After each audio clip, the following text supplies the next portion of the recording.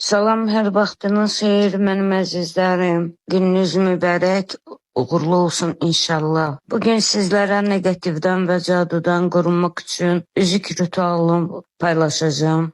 Belə ki, üzük insan həyatında olan vacib amillərdən, həm də talisman olaraq sayılır. Ki bu da ona gətirib çıxartır ki, insanın bütün aurasını özünə götürür və məsləhət görürəm ki, öz üzüyünüzü taxmaq üçün heç kimə verməyin.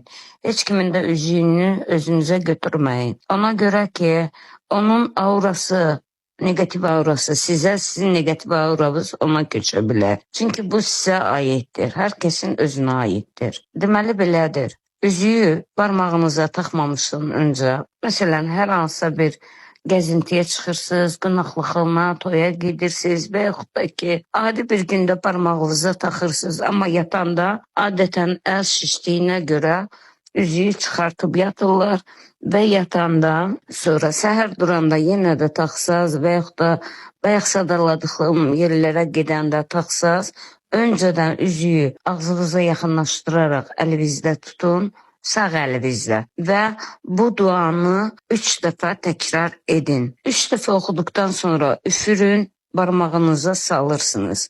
Fərq eləmir, gündə neçə dəfə üzüyü çıxardırsınız və yaxud da barmağınıza üzüyü yenidən taxırsınız.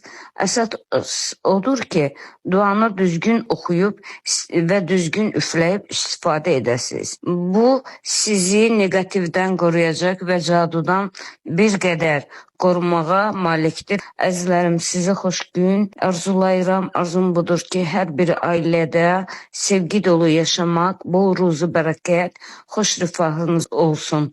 Hər bir xalqımın nümayəndəsini sevirəm, sizə uzun ömür arzulayıram.